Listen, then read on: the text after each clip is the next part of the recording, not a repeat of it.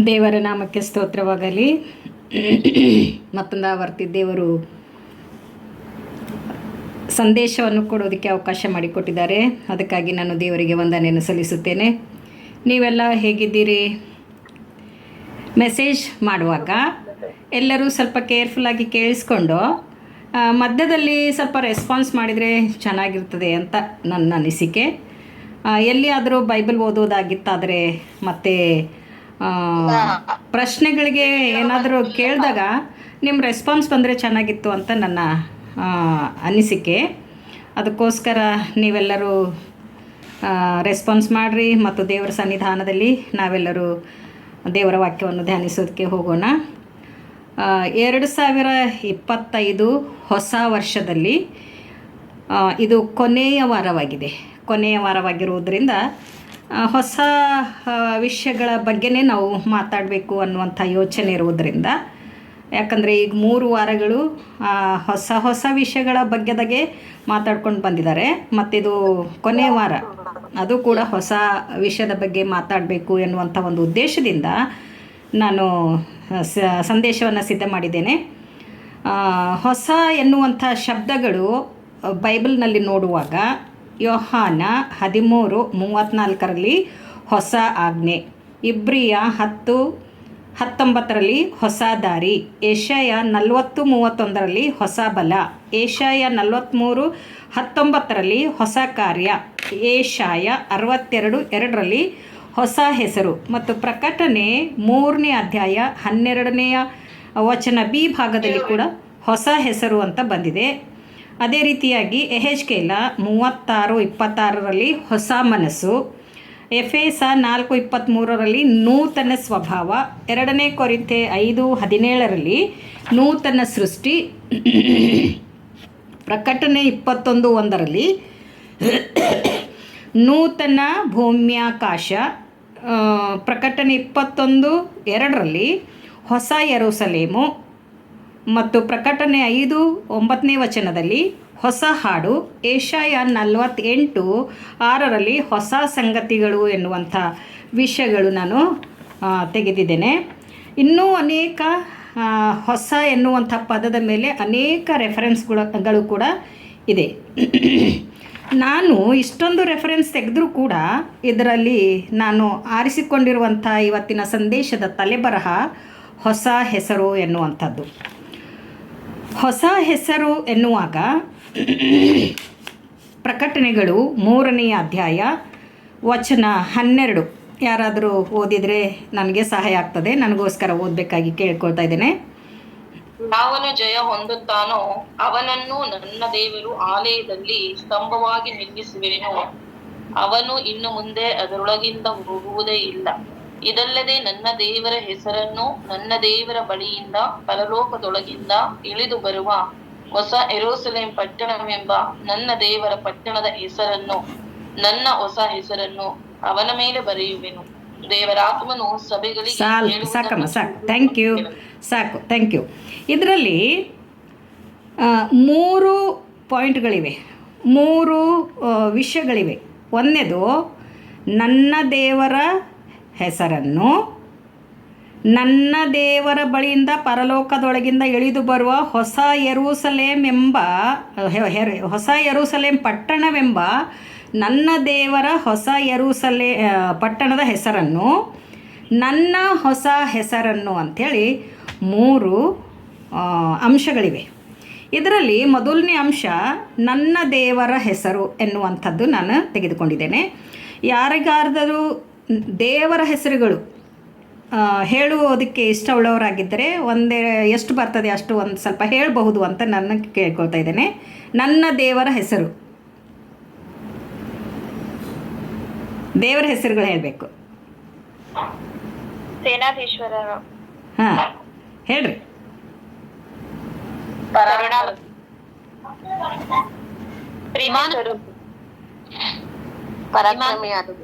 ಹಾಂ ನಿತ್ಯನಾದ ತಂದೆ,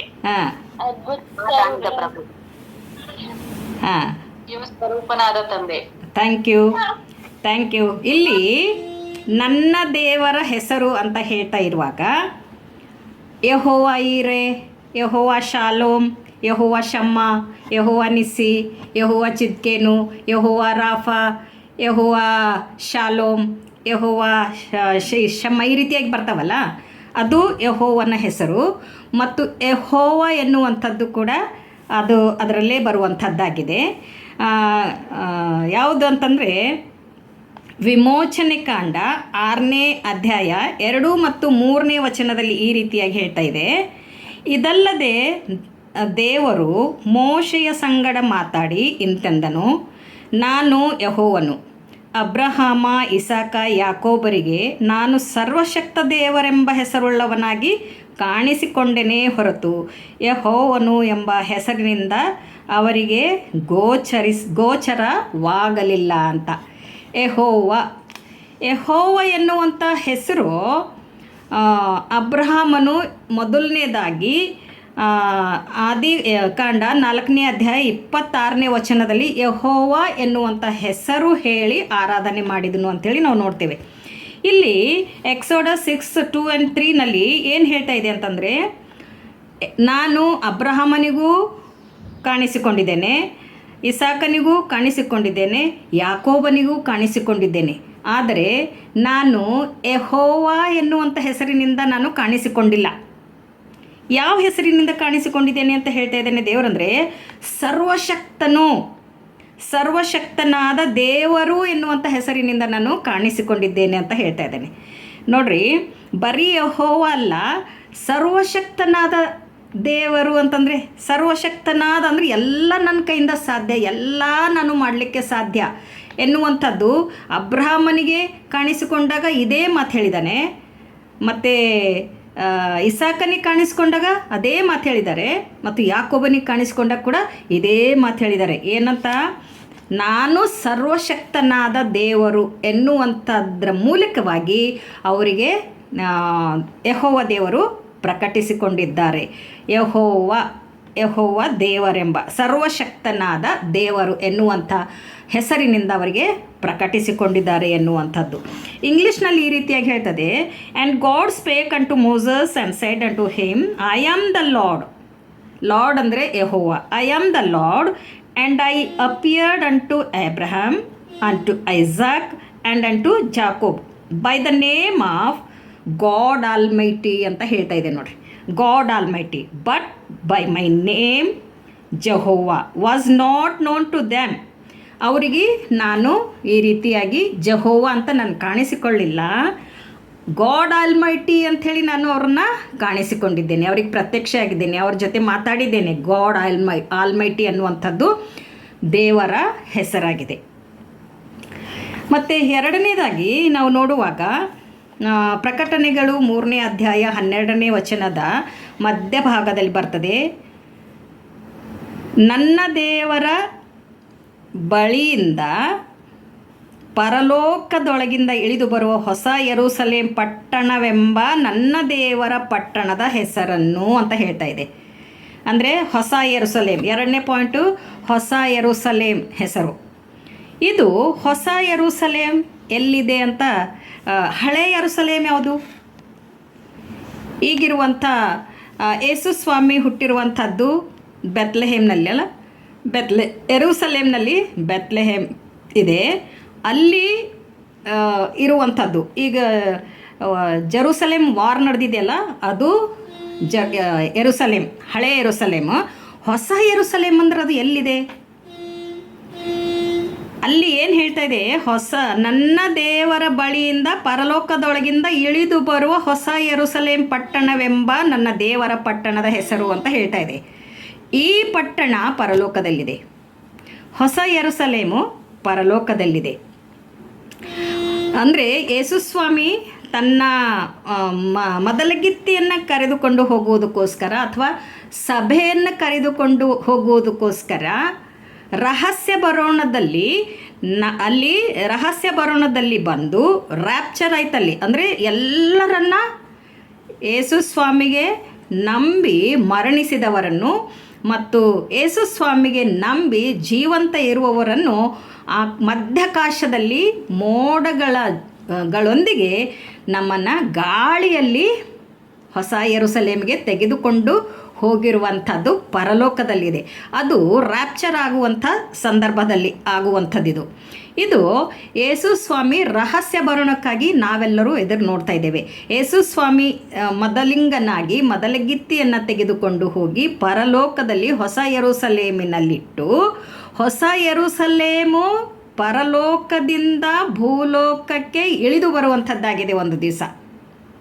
ಅದು ಮದುವೆ ಮಗಳು ಯಾವ ರೀತಿ ಶೃಂಗರಿಸಿಕೊಂಡಿರ್ತಾಳೋ ಆ ರೀತಿಯಾಗಿ ಶೃಂಗರಿಸಿಕೊಂಡು ಕೆಳಗಡೆ ಇಳಿದು ಬರುವಂಥದ್ದಾಗಿದೆ. ಅದು ಯಾವಾಗ ಆಗುವಂಥದ್ದಾಗಿದೆ ಅಂತಂದರೆ ರ್ಯಾಪ್ಚರ್ ಆದ ಮೇಲೆ ಆಗುವಂಥದ್ದಾಗಿದೆ. ತನ್ನ ಗಂಡನಿಗೋಸ್ಕರ ಶೃಂಗರಿಸಿಕೊಳ್ಳಲ್ಪಟ್ಟಿರ್ಲಿಕ್ಕಿರುವಂಥ ಕನ್ಯೆಯ ಹಾಗೆ ಆ ಸಭೆಯು ಭೂಲೋಕಕ್ಕೆ ಇಳಿದು ಬರುವಂಥದ್ದಾಗಿದೆ. ಅದು ಹೊಸ ಯೆರೂಸಲೇಮ್. ಅದಕ್ಕೆ ಹೊಸ ಇನ್ನೂ ಅನೇಕ ಹೆಸರುಗಳಿವೆಯಲ್ಲ, ಅವು ಯಾವ್ಯಾವ ಹೆಸರುಗಳಿವೆ ಎನ್ನುವಂಥದ್ದು ಕೂಡ ನಾವು ಇಲ್ಲಿ ನೋಡ್ಕೊಳ್ಳೋಣ. ರೆವಲೇಷನ್ 21:2 ಪ್ರಕಟಣೆಗಳು 21:2 ಈ ರೀತಿಯಾಗಿ ಹೇಳ್ತದೆ, ಇದಲ್ಲದೆ ಪರಿಶುದ್ಧ ಪಟ್ಟಣವಾದ ಹೊಸ ಯೆರೂಸಲೇಮು ಪರಲೋಕದಿಂದ ದೇವರ ಬಳಿಯಿಂದ ಇಳಿದು ಬರುವುದನ್ನು ಕಂಡೆನು. ಅದು ತನ್ನ ಗಂಡನಿಗೋಸ್ಕರ ಅಲಂಕೃತಳಾದ ಮೊದಲಗಿತ್ತಿಯಂತೆ ಶೃಂಗರಿಸಲ್ಪಟ್ಟಿತು ಎನ್ನುವಂಥದ್ದು. ಸಭೆ ಎನ್ನುವಂಥ ಮೊದಲಗಿತ್ತಿ ಪರಲೋಕದಿಂದ ಇಳಿದು ಬರುತ್ತದೆ. ಯಾವಾಗ ರ್ಯಾಪ್ಚರ್ ಆದಮೇಲೆ ನಾವು ಹೊಸ ಯೆರೂಸಲೇಮ್ಗೆ ಹೋಗ್ತೀವಿ, ಹೊಸ ಯೆರೂಸಲೇಮ್ನಿಂದ ಮತ್ತೆ ಭೂಲೋಕಕ್ಕೆ ಇಳಿದು ಬರ್ತೀವಿ. ಆವಾಗ ಯಾರ್ಯಾರಂತ ಈಗಾಗಲೇ ಹೇಳಿದೆ ನಾ, ಯೇಸು ಕ್ರಿಸ್ತನಲ್ಲಿದ್ದು ಮರಣಿಸಿದವರು ಮತ್ತು ಜೀವಂತವಾಗಿ ಯೇಸು ಕ್ರಿಸ್ತನಲ್ಲಿದ್ದು ಜೀವಂತವಾಗಿದ್ದವರು ನಾವು ಎತ್ತಲ್ಪಡುವವರಾಗಿದ್ದೇವೆ ಎನ್ನುವಂಥದ್ದು. ಇಂಗ್ಲೀಷ್ನಲ್ಲಿ ಈ ರೀತಿಯಾಗಿ ಹೇಳ್ತದೆ, and I John saw the holy city. ಇದು ಯೋಹಾನನಿಗಾಗಿರ್ಲಿಕ್ಕಿರುವಂಥ ದರ್ಶನ. ಆತ ಹೊಸ ಯೆರೂಸಲೇಮ್ಗೆ ಏನು ಹೇಳ್ತಾ ಇದ್ದಾನೆ? ಹೋಲಿ ಸಿಟಿ, ಪರಿಶುದ್ಧ ಪಟ್ಟಣ ಅಂತ ಹೇಳ್ತಾ ಇದ್ದಾನೆ. And I John saw the holy city, new Jerusalem, coming down from God out of heaven, prepared as a bride adorned for her husband. ತನ್ನ ಯಜಮಾನನ, ತನ್ನ ಗಂಡನಿಗೋಸ್ಕರ ಶೃಂಗರಿಸಲ್ಪಟ್ಟಿರ್ಲಿಕ್ಕಿರುವಂಥ ಒಬ್ಬ ಕನ್ಯೆಯು ಹೋಲಿ ಸಿಟಿಯಿಂದ ಭೂಲೋಕಕ್ಕೆ ಇಳಿದು ಬರುವಂಥ ಸಭೆಯಾಗಿದೆ ಅನ್ನುವಂಥದ್ದು. ಮತ್ತು ರೆವಲೇಷನ್ 21:10 21:10 ಈ ರೀತಿಯಾಗಿ ಹೇಳ್ತದೆ, ದ ಹೋಲಿ ಜೆರೂಸಲೇಮ್ ಅಂತ ಹೇಳ್ತದೆ. ಯಾವುದು? ಹೊಸ ಯೆರೂಸಲೇಮಿನ ಹೆಸರು ದ ಹೋಲಿ ಜೆರೂಸಲೇಮ್, ಪರಿಶುದ್ಧ ಪಟ್ಟಣ ಎನ್ನುವಂಥದ್ದು. ಎಜ್ಕೇಲ 48:35 ದ ಲಾರ್ಡ್ ಈಸ್ ದೇರ್ ಅಂದರೆ ಯೆಹೋವನ ನೆಲೆ ಎನ್ನುವಂಥದ್ದು ಹೊಸ ಯೆರೂಸಲೇಮಿನ ಹೆಸರಾಗಿದೆ. ಇನ್ನೊಂದು ಗಲಾತ್ಯದವರಿಗೆ ಬರೆದ ಪತ್ರಿಕೆಯಲ್ಲಿ ಏನು ಹೇಳ್ತಾ ಇದೆ ಅಂದರೆ, Jerusalem which is above. Jerusalem ಎನ್ನುವಂಥದ್ದು, ಹೊಸ ಯೆರೂಸಲೇಮ್ ಎನ್ನುವಂಥದ್ದು ಎಲ್ಲಿದೆ ಅಂತೆ? ಅದು ಮೇಲ್ಗಡೆ ಇದೆ ಎನ್ನುವಂಥದ್ದು. ಮೇಲಣ ಯೆರೂಸಲೇಮ್ ಅಂಥೇಳಿ ಹೊಸ ಯೆರೂಸಲೇಮ್ಗೆ ಹೆಸರು ಕೊಡಲಾಗಿದೆ. ಈ ಹೊಸ ಯೆರೂಸಲೇಮು ಮೇಲ್ಗಡೆ ಇದೆ. ಅದು ಒಂದು ದಿವಸ ಈ ಭೂಲೋಕಕ್ಕೆ ಬಂದು ಹರ್ಮಗೆದೋನ್ ಯುದ್ಧ ಆದ ಮೇಲೆ ಸೈತಾನನನ್ನು ಬಂಧನದಲ್ಲಿಟ್ಟು ಯೇಸು ಸ್ವಾಮಿ 1000 ವರ್ಷಗಳು ಈ ಲೋಕದಲ್ಲಿ ಆಳುವವರಾಗಿದ್ದಾರೆ. ಅವರ ಜೊತೆ ನಾವು ಇರುವವರಾಗಿದ್ದೇವೆ. ಅದು ಹೊಸ ಯೆರೂಸಲೇಮ್. ಅಲ್ಲಿ ಬಹಳ ಸಂತೋಷವಾಗಿರ್ತದೆ. ಯಾವಾಗಲೂ ದೇವರನ್ನು ಆರಾಧಿಸುವಂಥದ್ದಾಗಿರ್ತದೆ. ಅಲ್ಲಿ ಹಸಿವೆ ಇರಲ್ಲ, ನೀರಿಡಿಕೆ ಇರಲ್ಲ. ಅದು ಈ ಭೂಲೋಕದ ಮೇಲೇ ಆಗುವಂಥದ್ದಾಗಿದೆ. ಹೊಸ ಯೆರೂಸಲೇಮು ಬರುವಂಥದ್ದಾಗಿದೆ. ನೂತನ ಆಕಾಶ, ನೂತನ ಭೂಮಂಡಲ ಕೂಡ ಅಲ್ಲಿ ಇರುವಂಥವುಗಳಾಗಿವೆ. ಯೇಸು ಸ್ವಾಮಿ ಮತ್ತೆ ಶರೀರಧಾರಿಯಾಗಿ ನಮ್ಮ ಜೊತೆಯಲ್ಲಿ ಇರುವಾತರಾಗಿದ್ದಾರೆ. ದೇವರ ಜೊತೆ ನಾವು ಇರುವಂಥವರು. ಎಷ್ಟು ಮಹಿಮೆಯುಳ್ಳ ರಾಜ್ಯ ಅದಾಗಿದೆ ಎನ್ನುವಂಥದ್ದು ನಾವಿಲ್ಲಿ ಹೊಸ ಯೆರೂಸಲೇಮಿನ ಹೆಸರುಗಳನ್ನು ನಾವು ನೋಡಿದ್ದೇವೆ. ಮತ್ತು ಇನ್ನೊಂದು ನೋಡ್ತೇವೆ, ಹೀಬ್ರೂಸ್ 12th chapter verse 22. ಇಬ್ರಿಯರಿಗೆ ಬರೆದ ಪತ್ರಿಕೆ 12ನೇ ಅಧ್ಯಾಯ 22ನೇ ವಚನ. ಯಾರಾದರೂ ಓದ್ತೀರಾ?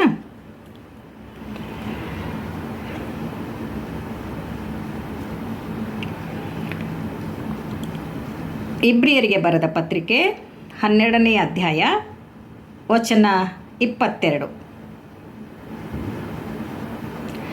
ಆದರೆ ನೀವು ಚಿಯೋನ್ ಪರ್ವತಕ್ಕೂ ಜೀವ ಸ್ವರೂಪನಾದ ದೇವರ ಪಟ್ಟಣವಾಗಿರುವ ಪರಲೋಕದ ಯೆರೂಸಲೇಮಿಗೂ ಉತ್ಸವ ಸಂಘದಲ್ಲಿ ಕೂಡಿರುವ ಕೋಟ್ಯಾನುಕೋಟಿ ದೇವದೂತರ ಬಳಿಗೂ ಅಂತ ಇಲ್ಲಿ ಹೇಳ್ತಾ ಇದೆ ಇಂಗ್ಲೀಷ್ನಲ್ಲಿ.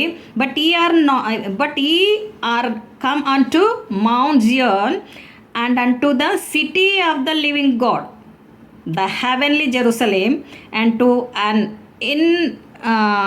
ಇನ್ನುಮರೇಬಲ್ ಕಂಪನಿ ಆಫ್ ಏಂಜಲ್ಸ್. ಇಲ್ಲಿ ಇಂಗ್ಲೀಷ್ನಲ್ಲಿ ಏನು ಹೇಳ್ತಾ ಇದೆ ಅಂತಂದರೆ city of the living God ಅಂತಂದರೆ ಜೀವ ಸ್ವರೂಪನಾದ ದೇವರ ಪಟ್ಟಣ ಎಂದು ಈ ಹೊಸ ಯೆರೂಸಲೇಮಿಗೆ ಹೆಸರು ಕೊಡಲಾಗಿದೆ. ಅಲ್ಲಿ ಜೀವ ಸ್ವರೂಪನೂ ಇರ್ತಾರೆ, ನಾವು ಜೀವ ಉಳ್ಳವರಾಗಿರ್ತೇವೆ, ಯಾರಿಗೂ ಅಲ್ಲಿ ಮರಣ ಎನ್ನುವಂಥದ್ದು ಇರುವುದಿಲ್ಲ. ಅಲ್ಲಿ ಇನ್ನೊಂದು ಏನು ಹೇಳ್ತಾ ಇದೆ ಅಂತಂದರೆ ಇನ್ನುಮರೇಬಲ್ ಕಂಪನಿ ಆಫ್ ಏಂಜಲ್ಸ್ ಅಂತಂದರೆ ಅಗಣಿತ, ಎಣಿಸಲಿಕ್ಕೆ ಬಾರದಷ್ಟು ಜನ ದೇವದೂತರಲ್ಲಿ ಇರ್ತಾರೆ ಎನ್ನುವಂಥದ್ದು. ತುಂಬ ಜನರು, ಆಕಾಶದ ನಕ್ಷತ್ರಗಳಷ್ಟು, ಭೂಮಿಯ ಉಸುಕಿನಷ್ಟು ಅಬ್ರಾಹ್ಮನಿಗೆ ಸಂತಾನ ಕೊಡ್ತೇನೆ ನಿನಗೆ ಎಣಿಸೋಕ್ಕಾಗಲ್ಲ ಅಂತ ಹೇಳಿದ ಪ್ರಕಾರ ಇಲ್ಲಿ ಕೂಡ ದೇವದೂತರು ಹೊಸ ಯೆರೂಸಲೇಮಿನಲ್ಲಿ ಎಣಿಸಕ್ಕೆ ಆಗದಂಥ ಅಗಣಿತ, ಇನ್ನುಮರೇಬಲ್ ಅಂದರೆ ಅಗಣಿತ, ಅದು ಎಣಿಸಕ್ಕಾಗಲಾರದಷ್ಟು ದೇವದೂತರಲ್ಲಿ ಇರ್ತಾರೆ. ಇದು ಹೊಸ ಯೆರೂಸಲೇಮಿಗೆ ಇರಲಿಕ್ಕೆ ಇರುವಂಥ ಇನ್ನೊಂದು ಹೆಸರು ಎನ್ನುವಂಥದ್ದು. ಈಗ ಮೂರನೇದಾಗಿ ನನ್ನ ಹೊಸ ಹೆಸರು ಅಂತ ಹೇಳ್ತಾ ಇದೆ. ಇಲ್ಲಿ ಯೇಸು ಕ್ರಿಸ್ತನ ಮೊದಲಿನ ಹೆಸರುಗಳೇನಿದ್ದು ಅದಾದಮೇಲಿರುವಂಥ ಹೆಸರುಗಳೇನೆನ್ನುವಂಥದ್ದನ್ನು ನಾವು ನೋಡ್ಕೊಳ್ಳೋಣ. ಮೊದಲಿನ ಹೆಸರು ಏನು ಹೇಳ್ತೀರಾ ಯಾರಾದರೂ? ಯೆಹೋವನ. ಯೇಸು ಸ್ವಾಮಿದು. ಮತ್ತಾಯ 1ನೇ ಅಧ್ಯಾಯ 21 ವಚನ ಮೇ ಬಿ. ಆಮೇಲೆ ಯೇಸು ಎನ್ನುವಂಥ ಹೆಸರು, ಯೇಸು ಅಂದರೆ ರಕ್ಷಕ. ಈ ಲೋಕದ ಜನರನ್ನು ಅವರ ಪಾಪಗಳಿಂದ ಬಿಡಿಸುವನು ಎಂದು ಆ ಹೆಸರಿನ ಅರ್ಥ ಅಂತೇಳಿ ಯೇಸು ಎನ್ನುವಂಥದ್ದು. ಇನ್ನೊಂದು ಎಲ್ಲಿ ಬರ್ತದೆ ನೋಡ್ರಿ, ಅದರಲ್ಲಿ ಕೆಳಗಡೆ ಇಮ್ಮಾನುವೇಲ್. ಹಾಂ, ಯೇಸು ಸ್ವಾಮಿ ಹೆಸರು ಇನ್ನೊಂದು ಇಮ್ಮಾನುವೇಲ್. ಇಮ್ಮಾನುವೇಲ್ ಅಂದರೆ ದೇವರು ನಮ್ಮ ಕೂಡ ಇದ್ದಾನೆ ಎಂದು. ದೇವರು ಸದಾ ನಮ್ಮ ಕೂಡ ಇದ್ದಾನೆ. ಯಾರು ಆತನನ್ನು ನಂಬಿಕೊಂಡಿದ್ದಾರೋ ಸದಾ ಅವರು ಕೂಡ ಇದ್ದಾನೆ. ಇಮ್ಮಾನುವೇಲ್ ಎನ್ನುವಂಥದ್ದು ಆತನ ಹೆಸರು. ಪ್ರಕಟಣೆಗಳು 2ನೇ ಅಧ್ಯಾಯ 17ನೇ ವಚನ ನೋಡ್ರಿ. ಮತ್ತು ಇನ್ನೊಂದು ಏಷಾಯದಲ್ಲಿ ನಾವು ನೋಡ್ತೀವಿ. ಏಷಾಯ 9ನೇ ಅಧ್ಯಾಯ 6ನೇ ವಚನದಲ್ಲಿ ಅದ್ಭುತ ಸ್ವರೂಪನು, ಆಲೋಚನಕರ್ತನು, ಪರಾಕ್ರಮಿಯಾದ ದೇವರು, ನಿತ್ಯನಾದ ತಂದೆ, ಸಮಾಧಾನದ ಪ್ರಭು, ಇವು ಕೂಡ ಯೇಸು ಸ್ವಾಮಿಗಿರ್ಲಿಕ್ಕಿರುವಂಥ ಹೆಸರುಗಳೇ.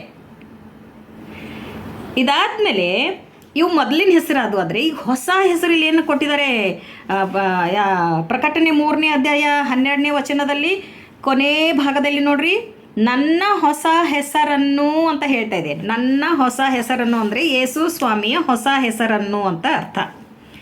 ಪ್ರಕಟಣೆ 2:17ರಲ್ಲಿ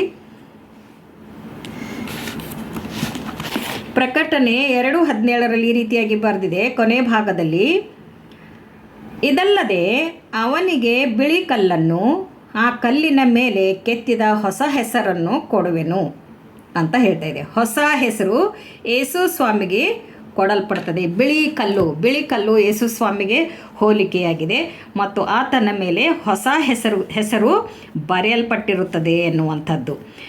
19ನೇ ಅಧ್ಯಾಯ ಪ್ರಕಟಣೆಗಳು, ಯಾರಾದರೂ ತೆಗಿರಿ, 19ನೇ ಅಧ್ಯಾಯ 12ನೇ ವಚನ.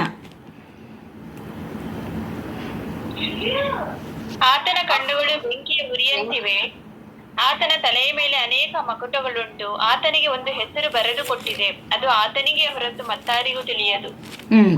ಆತನಿಗೆ ಹೊರತು ಮತ್ತಾರಿಗೂ ತಿಳಿಯದು. ನಾನು ಒಂದೊಂದು ಸಲ ಓದ್ತೀನಿ. ಆತನ ಕಣ್ಣುಗಳು ಬೆಂಕಿಯ ಉರಿಯಂತಿವೆ, ಆತನ ತಲೆ ಮೇಲೆ ಅನೇಕ ಮುಕುಟಗಳುಂಟು, ಆತನಿಗೆ ಒಂದು ಹೆಸರು ಬರೆದು ಕೊಟ್ಟಿದೆ ಅಂತ ಹೇಳ್ತಾ ಇದೆ. ಒಂದು ಹೆಸರು. ಆ ಹೆಸರು ಯಾವುದಿದೆ ಅಂತ ನಾವು ಯೋಚನೆ ಮಾಡ್ಬೋದು, ಹೇಳ್ರಿ ನೋಡೋಣ. ಆ ಹೆಸರು ಯಾವುದಿದೆ? 16ನೇ ವಚನದಲ್ಲಿ ಕೊಡಲ್ಪಟ್ಟಿದೆ ನೋಡ್ರಿ. ಆ ಯೇಸು ಸ್ವಾಮಿಗೆ ಹೊಸ ಹೆಸರು ಯಾವುದಿದೆ ಅಂತಂದರೆ, ಆತನ ತೊಡೆಯ ಮೇಲಣ ವಸ್ತ್ರದಲ್ಲಿ ರಾಜಾಧಿರಾಜನು, ಕರ್ತರ ಕರ್ತನು ಎಂಬ ಹೆಸರು ಬರೆದಿದೆ.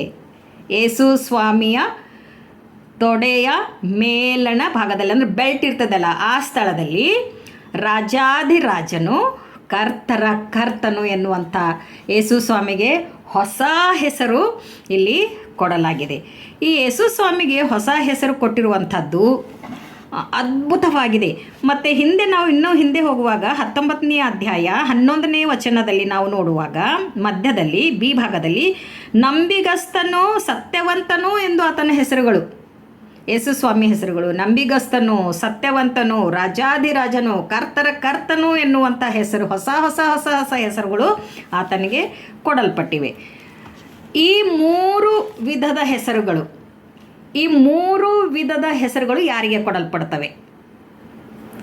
3ನೇ ಅಧ್ಯಾಯ ಪ್ರಕಟಣೆಗಳು 3ನೇ ಅಧ್ಯಾಯ 12ನೇ ವಚನ ಕೊನೆ ಭಾಗದಲ್ಲಿ ಬರೆಯಲ್ಪಟ್ಟಿದೆ ನೋಡ್ರಿ.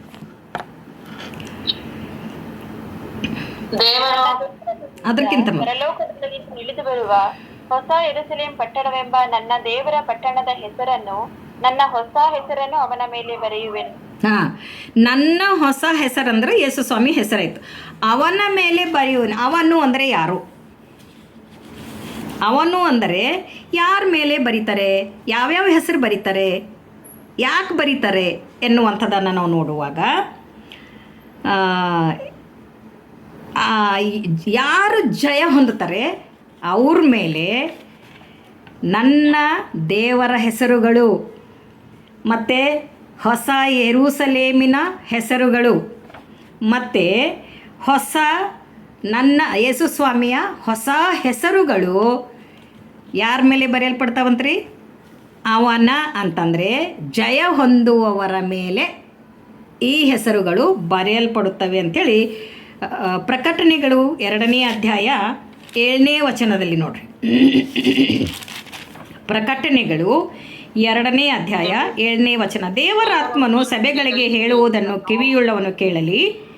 ಯಾವನು ಜಯ ಹೊಂದುತ್ತಾನೋ ಅವನಿಗೆ ದೇವರ ಪರದೈಸಿನಲ್ಲಿರುವ ಜೀವದಾಯಕ ವೃಕ್ಷದ ಹಣ್ಣನ್ನು ತಿನ್ನುವುದಕ್ಕೆ ಕೊಡುವೆನು.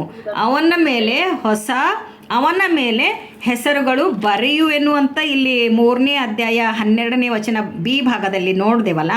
ಅವನ ಮೇಲೆ ಹೊಸ ಹೆಸರುಗಳು ಬರೆಯಲ್ಪಡುವೆ ಅಂದರೆ ಅವ ಅಂದರೆ ಯಾರಂತಂದರೆ ಜಯ ಹೊಂದುವವನು ಅಂಥೇಳಿ. ಜಯ ಹೊಂದುವವರು ಯಾರು? ಜಯ ಹೊಂದಿದವರು ಯಾರು ಅಂತಂದರೆ ಯೇಸು ಕ್ರಿಸ್ತನ ಸಭೆ ಅಂತಂದರೆ ರಕ್ಷಿಸಲ್ಪಟ್ಟ ಜನರು. ಆ ರಕ್ಷಿಸಲ್ಪಟ್ಟವರಿಗೆ ಏನಾಗ್ಬಿಡ್ತದೆ?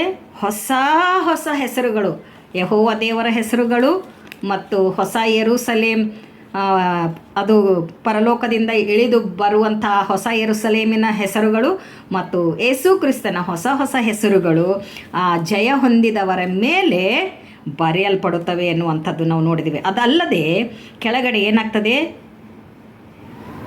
ದೇವರು ಪರದೈಸಿನಲ್ಲಿರುವ ಜೀವದಾಯಕ ವೃಕ್ಷದ ಹಣ್ಣನ್ನು ತಿನ್ನುವುದಕ್ಕೆ ಕೊಡುವನು ಎನ್ನುವಂಥದ್ದು. ದೇವರ ನಾಮಕ್ಕೆ ಸ್ತೋತ್ರವಾಗಲಿ. ದೇವರು ಜೀವದಾಯಕ ವೃಕ್ಷದ ಹಣ್ಣು. ಇಲ್ಲಿ ಆದಿಕಾಂಡದಲ್ಲಿ ಆದಾಮ ಹವ್ವರು ಯಾವ ಹಣ್ಣು ತಿಂದ್ರಿ? ಒಳ್ಳೆಯದರ ಕೆಟ್ಟದರ ಅರಿವನ್ನು ಹುಟ್ಟಿಸುವ ಮರದ ಹಣ್ಣನ್ನು ತಿಂದವರು ಪಾಪದಲ್ಲಿ ಮುಳುಗಿದರು, ಪಾಪಕ್ಕೆ ದಾಸರಾದರು. ಇಲ್ಲಿ ಅದನ್ನು ಬಿಟ್ಟು ಇನ್ನೊಂದು ಹಣ್ಣಿದೆಯಲ್ಲ, ಯಾವುದದು? ಜೀವದಾಯಕ ವೃಕ್ಷದ ಹಣ್ಣು. ಸದಾ ಜೀವಿಸುವಂಥವರಾಗಿರ್ತೇವೆ. ಆ ಹಣ್ಣು ತಿಂದು 1000 ವರ್ಷ ದೇವರ ಜೊತೆಗೆ ನಾವಿರುವವರಾಗಿದ್ದೇವೆ. ಅಲ್ಲಿ ಯಾವಾಗಲೂ ಆ ಪರದೈಸಿನಲ್ಲಿ ಜೀವದಾಯಕ ವೃಕ್ಷದ ಹಣ್ಣು ತಿಂದ್ಕೊಂಡು ನಾವು ದೇವರ ಜೊತೆಗೆ ಎಲ್ಲ ಹೆಸರುಗಳು, ನಮ್ಮ ಹಣೆ ಮೇಲಾಗಿರಬಹುದು, ಎದೆ ಮೇಲಾಗಿರ್ಬೋದು, ಸೊಂಟಪಟ್ಟಿ ಮೇಲಾಗಿರ್ಬೋದು, ರಟ್ಟೆಗಳ ಮೇಲೆ ಆಗಿರಬಹುದು, ಆ ಹೆಸರುಗಳು ನಮಗೆ ಕೊಡಲ್ಪಡುತ್ತವೆ ಎನ್ನುವಂಥದ್ದು. 666 ಯಾರ್ದು ಸಂಖ್ಯೆ ಇದು? ಸೈತಾನನ ಸಂಖ್ಯೆ.